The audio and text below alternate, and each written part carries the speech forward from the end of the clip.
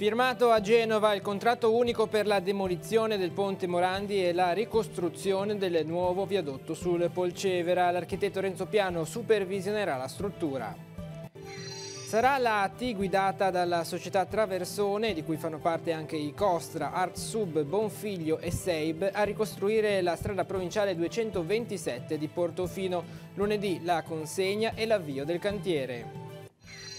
Novità importanti per la scuola alberghiera di Lavagna, che diventa l'Accademia del Turismo. Entrano Confindustria e gli albergatori del Levante e partono 2 nuovi progetti del Fondo Sociale Europeo. Partiti alla Volta di Panama i giovani pellegrini liguri che parteciperanno alla Giornata Mondiale della Gioventù 2019. Dopo 11 ore di volo, il trasferimento in bus nella diocesi di Chitre. Iniziata la settimana di preghiera per l'unità dei cristiani sul tema "Cercate di essere veramente giusti". Papa Francesco ha presieduto i Vespri in Vaticano. In diocesi celebrazione ecumenica il prossimo 25 gennaio. Un dialogo aperto sul tema delle leggi razziali e delle deportazioni si terrà lunedì a Chiavari in occasione del Giorno della Memoria. Protagonista il giornalista Gad Lerner. Si è arricchito di nuovi scorci e personaggi. Il presepe è allestito a Lavagna nella sede della Croce Rossa. 46 le figure in movimento nei 30 metri quadrati della rappresentazione. Buonasera ai telespettatori di Tiguglio Oggi. Oggi è un bel giorno per Genova perché firmiamo un contratto unico per la demolizione e la ricostruzione del ponte. Vogliamo dare un segnale al mondo: in Italia le cose belle si fanno bene, a costi giusti e in tempi brevi. Queste le parole del commissario straordinario per la ricostruzione Marco Bucci questo pomeriggio. La firma del contratto unico con tutte le aziende che si occuperanno del vecchio e del nuovo viadotto. Vediamo.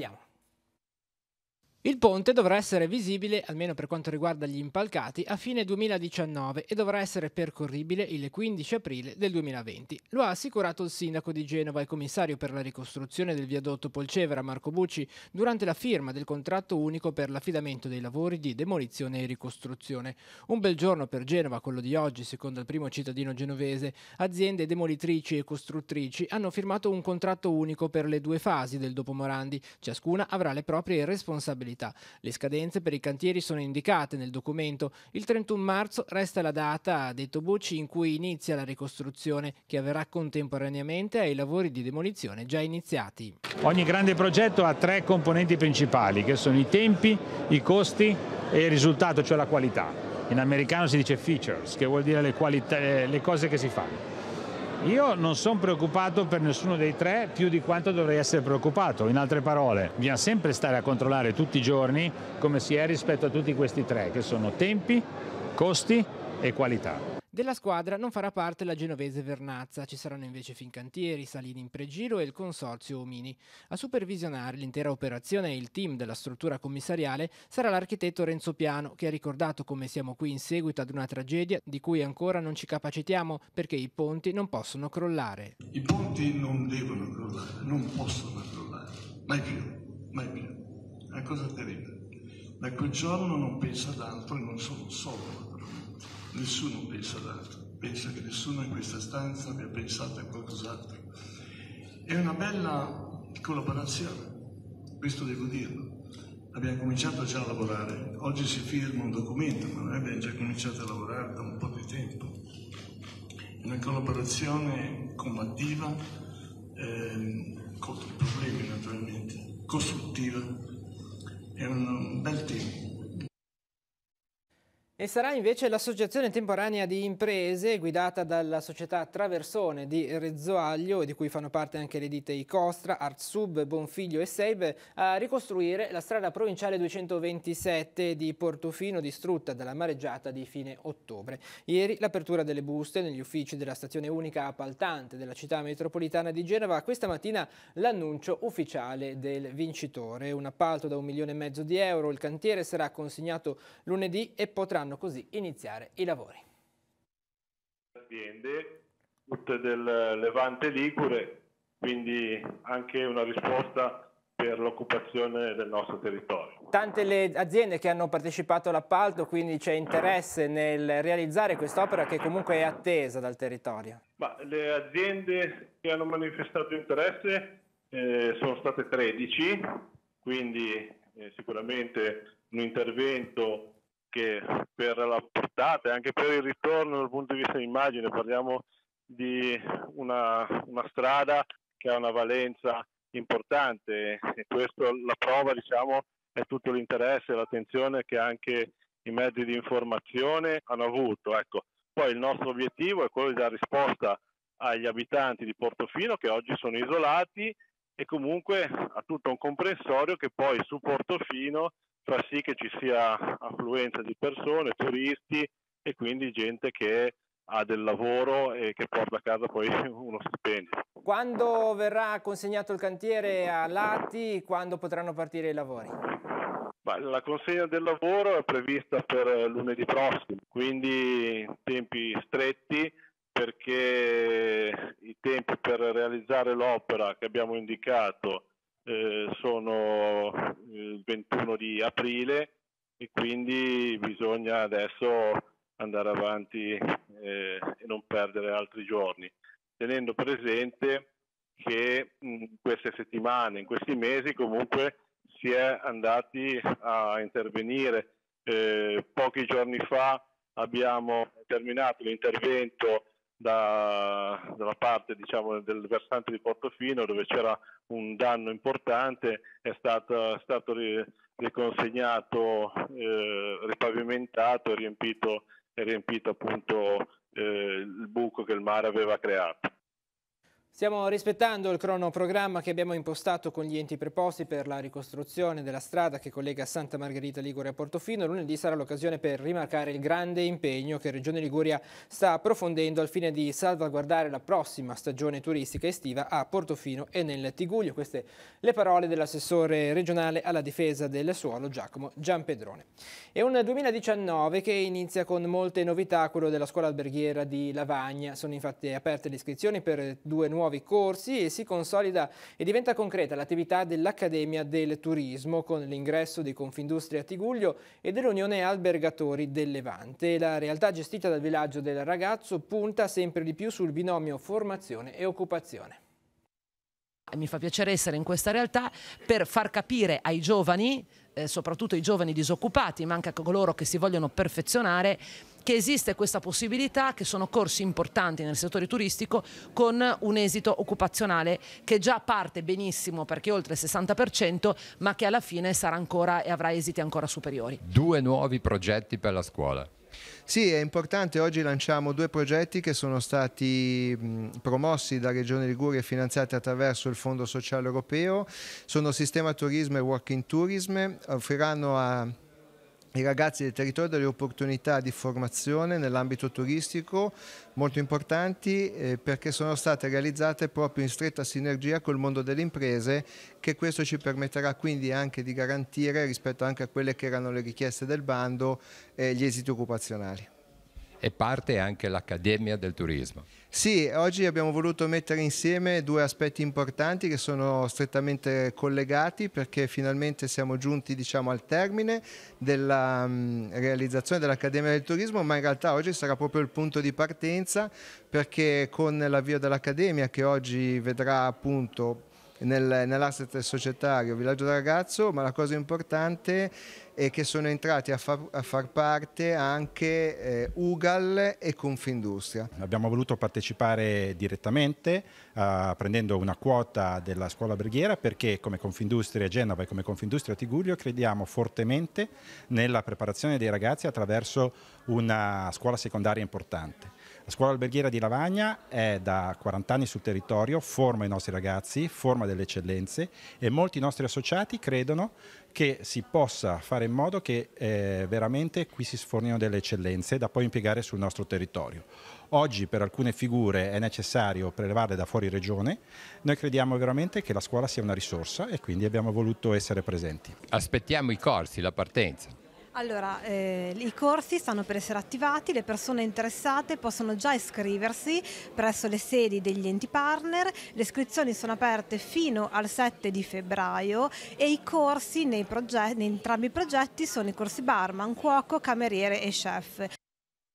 Questa mattina a Chiavari ha preso avvio il primo momento di formazione del corso dal titolo Pensare l'impensabile, buone prassi per gli operatori nel caso di sospetto maltrattamento, abuso e successivi interventi, destinato agli operatori del sistema integrato dei servizi sociali, sanitari ed educativi pubblici e del privato sociale operanti sul territorio della ASD 4 chiavarese. Il corso prevede 5 giornate formative relative a diverse tematiche. E soddisfazione per la conclusione del progetto di realizzazione dei 9 alloggi di edilizia sociale al centro Franco Chiarella di Chiavari viene espressa dal gruppo consigliare Noi di Chiavari. Gli esponenti Levaggi, Colombo e Garibaldi sottolineano come tutto l'iter sia iniziato sotto la precedente amministrazione, la loro, quindi oggi ce ne prendiamo tutto il merito. L'ennesima dimostrazione, affermano, di come la vera anima di questa città sia quella solidale, generosa e con il cuore sempre aperto, non quella intollerante e carica di odio che va tanto di moda sui social network. Voltiamo pagina, sono in viaggio verso Panama i giovani pellegrini della diocesi di Chiavari e di Genova che parteciperanno nei prossimi giorni agli eventi della Giornata Mondiale della Gioventù. Partiti questa mattina da Milano Malpensa alle 6:30 e dopo aver fatto scalo ad Amsterdam arriveranno questa sera alle 23, le 4 del pomeriggio nel paese del Centro America, dopo 11 ore di volo. Sono 9.600 i chilometri di distanza che separano l'Italia da Panama. Ad aspettarli un pullman che in 3 ore li porterà nella diocesi di Chitre, dove saranno ospiti della comunità locale. Inizierà così il percorso di avvicinamento all'incontro con Papa Francesco, in programma la sua visita dal 24 al 27 gennaio. E l'unità dei cristiani è frutto della grazia di Dio e noi dobbiamo disporci ad accoglierla con cuore generoso e disponibile. Con queste parole Papa Francesco ha introdotto i vespri nella Basilica di San Paolo fuori le mura all'inizio della 52esima settimana di preghiera per l'unità dei cristiani. Per il Papa, per compiere i primi passi verso quella terra promessa che è la nostra unità, dobbiamo innanzitutto riconoscere con umiltà che le benedizioni ricevute non sono nostre di diritto, ma sono nostre per dono e che ci sono state date perché le condividiamo con gli altri. In secondo luogo dobbiamo riconoscere il valore della grazia concessa ad altre comunità cristiane. Di conseguenza sarà nostro desiderio partecipare ai doni altrui. Queste le parole di Francesco. Sentiamo un passaggio del suo discorso. Quando la società non ha più come fondamento il principio della solidarietà e del bene comune, assistiamo allo scandalo di persone che vivono nell'estrema miseria accanto a grattacieli, alberghi imponenti e lussuosi centri commerciali, simboli di strepitosa ricchezza. Ci siamo scordati dalla saggezza della legge mosaica, secondo la quale se la ricchezza non è condivisa, la società si divide. San Paolo, scrivendo ai Romani, applica la stessa logica alla comunità cristiana. Coloro che sono forti devono occuparsi dei deboli. Non è cristiano compiacere noi stessi. Seguendo l'esempio di Cristo, dobbiamo infatti sforzarci di edificare coloro che sono deboli. La solidarietà e la responsabilità comune devono essere le leggi che regolano la famiglia cristiana. E oggi dunque con la celebrazione dei Vespri nella Basilica di San Paolo fuori le mura, presieduta da Papa Francesco, è iniziata la settimana di preghiera per l'unità dei cristiani, incentrata sul tema "Cercate di essere veramente giusti". Nel nostro territorio la celebrazione ecumenica sarà venerdì sera alle 21 nella chiesa di San Giovanni Battista a Chiavari. Vediamo. La giornata per il dialogo cristiano-ebraico apre le porte agli appuntamenti inseriti nel calendario della settimana ecumenica per l'unità dei cristiani. Sabato sera alle 21, nei locali della parrocchia di Maria Madre della Chiesa Lavagna, la lettura artistica del libro di Esther a cura di Miriam Camerini per riflettere sul dialogo fra cristiani ed ebrei. Per quanto riguarda la settimana ecumenica, la celebrazione sul nostro territorio sarà venerdì 25 gennaio. Sì, è interessante appunto che la giornata del dialogo cristiano-ebraico apre alla settimana di preghiera per l'unità dei cristiani, a ricordarci come appunto il dialogo con gli ebrei è un po' alla radice, no, di ogni altro dialogo, e quindi come ogni anno, questa ormai è una tradizione che va avanti da tanto tempo, anche in diocesi proponiamo una serata di preghiera comune, condivisa tra evangelici, ortodossi e cattolici. Sarà venerdì 25 gennaio, sempre alle 21, questa volta a Chiavari, nella chiesa di San Giovanni Battista. Nell'ambito della settimana ecumenica si chiude a Rapallo il quinto seminario dedicato all'ecumenismo organizzato dall'Accademia Culturale di Rapallo, con una tavola rotonda dedicata al rapporto fra cristianesimo ed Europa. Verrà affrontato come il cristianesimo ha influenzato l'Europa e dove e come influencerà l'Europa. Se l'Europa è veramente cristiana o non è cristiana. E poi in realtà l'Europa, quando noi parliamo dell'Europa ormai unita, no? Siamo tutti europei, popoli, eccetera. Si tenta di fare l'Europa unita, si tenta di fare anche la Chiesa unita. Allora si tenta di dire che l'Europa è cristiana, non è più ortodossa, cattolica o protestante, ma tutti cristiani ormai ci siamo riunificati nello stesso Cristo e abbiamo la stessa fede. Allora questi temi verranno affrontati. Che dialogo vogliamo, dove ci porta questo dialogo e quale sarà il suo effetto. L'effetto, tutti auspichiamo che tutti i cristiani siano uno, come il Padre è uno nel Figlio e il Figlio è uno nel Padre e nello Spirito Santo, così anche noi siamo uni nella verità. La cronaca, intervento dei Vigili del Fuoco questa mattina a Lavagna in via Madonna della Neve. Un incendio divampato intorno alle 5 ha distrutto una capanna e il terreno circostante. In un primo tempo si temeva che le fiamme potessero coinvolgere anche una casa vicina. Grazie al pronto intervento dei pompieri il rogo è stato circoscritto e non ha determinato altri danni oltre alla completa distruzione della piccola struttura in legno. Ancora da accertare le cause, i Vigili del Fuoco del distaccamento di Chiavari hanno operato sul posto per oltre 3 ore. Un cittadino polacco di 57 anni disoccupato è stato arrestato a Santa Margherita Ligure e i carabinieri hanno dato esecuzione ad un mandato europeo di arresto per rissa e lesioni gravi. L'uomo deve scontare una condanna di 15 mesi e 9 giorni di reclusione per appropriazione indebita. L'arrestato, dopo le formalità, è stato associato al carcere di Genova Marassi. E da oltre un mese non si hanno più notizie di Gianni Bergamino, persona molto conosciuta nel Tigullio, a Chiavari e a Lavagna, dove è nato e vissuto, già speaker radiofonico di Radio Aldebaran. L'ultima volta è stato visto a Genova in stazione a Brignole. È privo di documenti e del telefono cellulare. Chi avesse notizie può mettersi in contatto con le forze dell'ordine. Cosa furono le leggi razziali? Per spiegarlo soprattutto ai giovani, lunedì pomeriggio alle 17 a Chiavari si terrà il convegno Il Tigullio non dimentica, un dialogo aperto con il giornalista e scrittore Gad Lerner e con il responsabile della redazione del Levante Roberto Pettinaroli. È solo la prima in ordine di tempo delle iniziative previste per il giorno della memoria. Sentiamo. La memoria è un dovere. Con queste parole Roberto Casman, presidente dell'Ampi di Chiavari, sintetizza le motivazioni che stanno alla base degli eventi promossi in occasione della giornata della memoria, con particolare riferimento al convegno di lunedì pomeriggio all'Auditorium San Francesco, che alle 17 vedrà protagonisti il giornalista Gad Lerner e il responsabile dell'edizione del Levante del secolo XIX Roberto Pettinaroli, in un dialogo aperto sulle leggi razziali del 1938 e le deportazioni del 1944.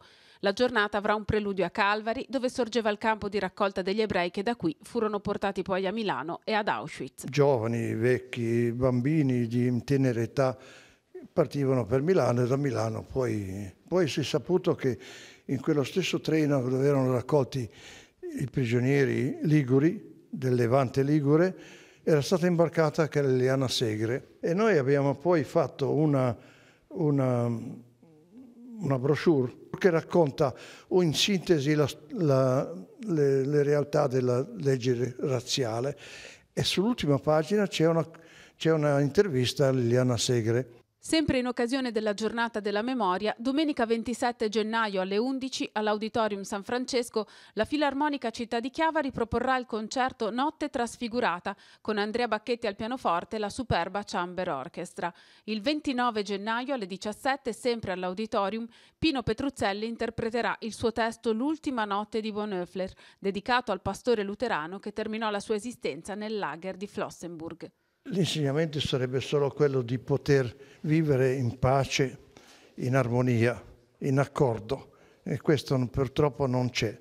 Io proprio l'altro giorno ho messo un manifesto fuori del palazzo dove abito, me l'hanno strappato e questo non lo rimetto, ma mi dà noia perché non ha senso queste cose, queste reazioni anonime soprattutto. Io cerco di fare delle cose di mia iniziativa che mi danno molto da fare, però lo si fa nell'intenzione di promuovere, di serenità tra la gente, e questo non esiste in politica, figuriamoci tra la gente. E a Sestri, in occasione della giornata della memoria, martedì 22 gennaio i ragazzi delle scuole medie dell'Istituto Natta De Ambrosis parteciperanno alla proiezione del docufilm dedicato alle leggi razziali 1938 diversi. Venerdì 25 alle 10:30, sempre al Natta De Ambrosis, si terrà un incontro durante il quale gli studenti esprimeranno alcune riflessioni personali in merito alle leggi razziali.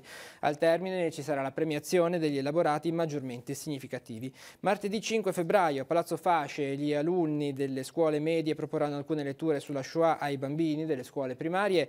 Dal 26 gennaio al 10 febbraio sarà possibile visitare la mostra fotografica di Romano Ferradini, La rotaia che portava ad Auschwitz, nel Palazzo Comunale allestita. Sabato 26 gennaio, in occasione dell'inaugurazione, alle 17, letture di brani di Primo Levi e Liliana Segre a cura degli studenti dell'Istituto Natta De Ambrosis.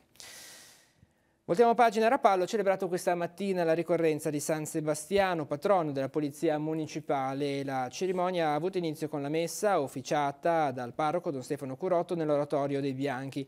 Al termine della funzione i partecipanti si sono trasferiti nella sala consigliare del municipio per la consueta lettura della relazione dell'attività svolta dal comando di polizia nel 2018. Ad aprire la cerimonia il comandante di Rapallo, Valerio Patrone, che non ha nascosto l'emozione per i suoi 30 anni di attività nel comune di Rapallo. A Chiavari, in occasione della Fiera di Sant'Antonio, a partire dalle 20 di questa sera e fino alla mezzanotte di domenica verrà modificato il servizio. La fiera si svolgerà, lo ricordiamo, domani e domenica. Le variazioni al percorso necessarie per aggirare la zona del centro interessata saranno quelle su cui viaggiano gli autobus provenienti da Carasco, quelli che vengono da Levi e quelle che arrivano da Lavagna, Corso Buenos Aires, e la linea C2 proveniente da Piazzale Rocca. Lungo i tragitti alternativi verranno posizionate le consuete fermate provvisorie. Per consentire una più comoda partecipazione, ATP intensificherà il servizio nelle ore di maggior afflusso dell'utenza sulle linee 4, 5, 12 e 15.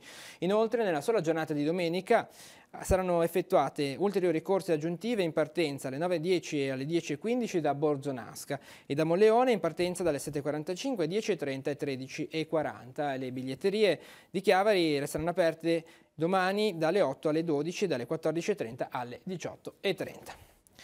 E si arricchisce di nuovi personaggi e di scorci caratteristici. Il presepe è allestito nella Croce Rossa di Lavagna, curato dal signor Emilio Del Chierico. Centinaia di statuine sono presenti, 46 dei quali in movimento. Il presepe è visitabile tutti i giorni dalle 9:30 alle 12 e dalle 14:30 alle 19:30. Siamo andati a vedere. Qua abbiamo la Croce Rossa con tanto di ambulatorio e siccome attualmente in Croce Rossa abbiamo anche il presepe, abbiamo riprodotto un piccolissimo presepe in miniatura davanti all'ambulatorio.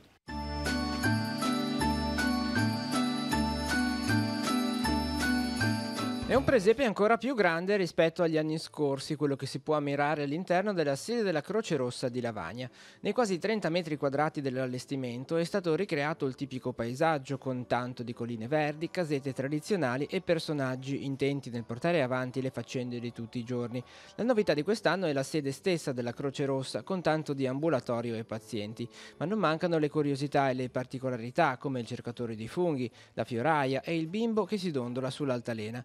Il personaggio preferito dai più piccoli, 46 in tutto i movimenti che si possono ammirare. Abbiamo 46 movimenti poi anche altre statuine, altre cose, tutte diverse. Ricordo che sono tutte statuine antiche.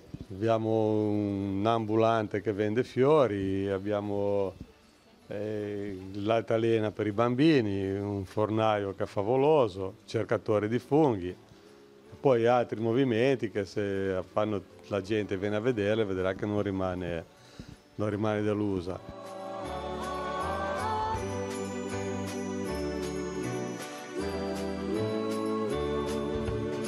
L'apertura alle visite del presepe consentirà di raccogliere offerte destinate alle esigenze della pubblica assistenza di Lavagna. Ad allestirlo il signor Emilio Del Chierico, volontario della pubblica assistenza e appassionato osservatore e ricercatore delle figure che caratterizzano la rappresentazione della Natività. Insieme a mia moglie e ai miei nipoti, costruttori ormai per il 7° anno del presepe della Croce Rossa di Lavagna. Quest'anno l'abbiamo ingrandita ancora, si parla circa dai 25 ai 30 metri di presepe.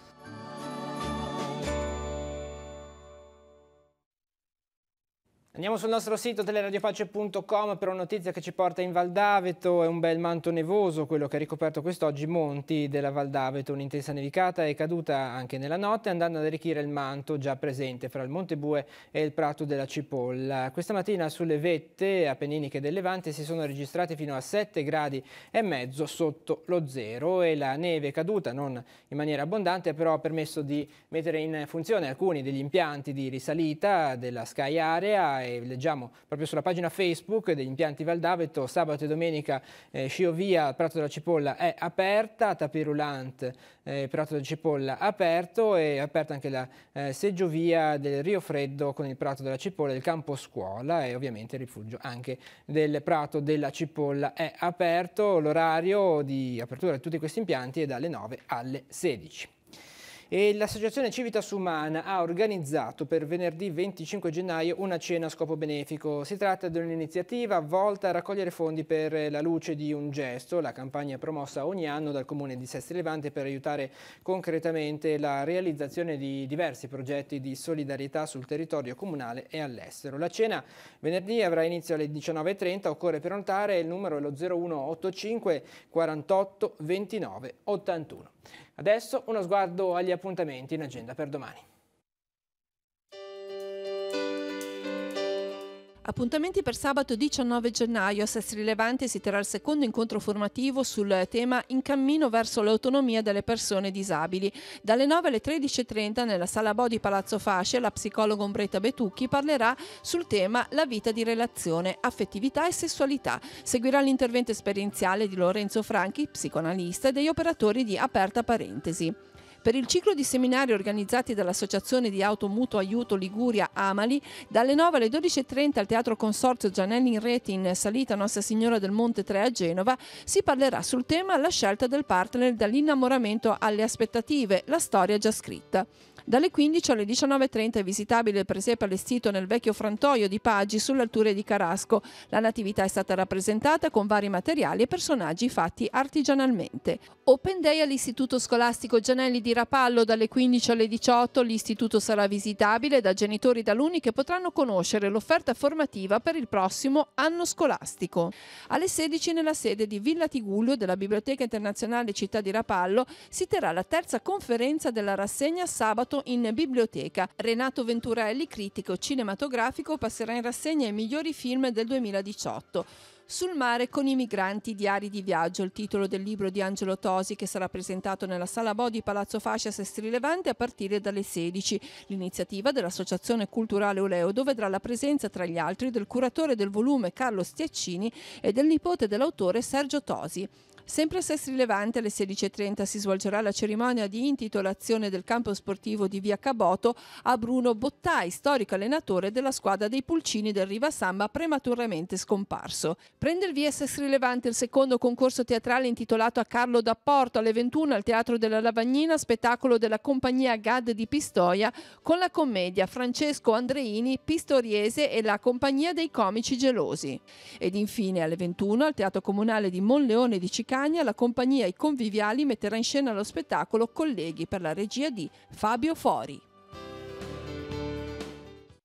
Lo sport nel weekend di pallanuoto di questo fine settimana, impegni importanti per tutte le squadre della società di Lavagna. In A2 maschile la prima squadra del Lavagna 90 sarà impegnata nella piscina di Civitavecchia, una vasca ostica sia per il valore degli avversari sia per il pubblico di casa. Anche le squadre giovanili, a parte gli Acquagol, saranno impegnate in vasca. Cominceranno domani gli Under 15 di Scena Bogliasco, mentre domenica gli Under 17 giocheranno a Lavagna alle 15:30 contro il Prorecco. A Lavagna gli Under 13 alle 18:15 se la vedranno contro la Marina Militare e l'Under 13 femminile alle 18 a Sori contro le padrone di casa.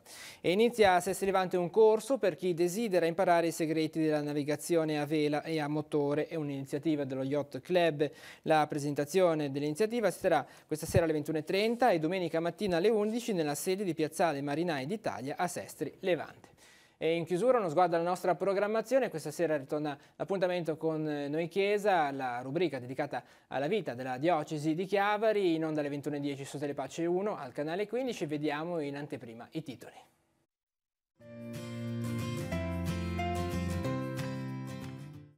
Inizia un cammino di comunione per la parrocchia di Bacezza e quella di Sant'Andrea di Rovereto, che ha accolto il nuovo parroco Don Giacomo Canepa. Dal Vescovo un forte invito all'unità.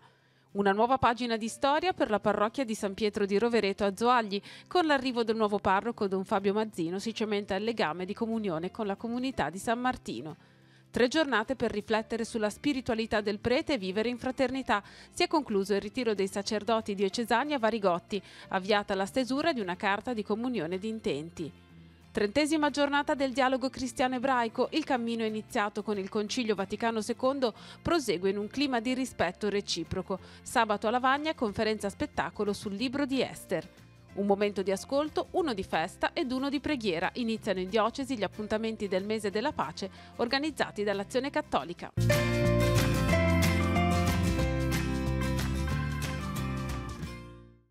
Ed è tutto per questa edizione di Tigulli Oggi. L'informazione torna domani mattina alle 7:30 con la nostra rassegna stampa. L'informazione continua sul nostro sito teleradiopace.com e sul canale 187 del Digitale Terrestre. Grazie per essere stati con noi e buon proseguimento di serata.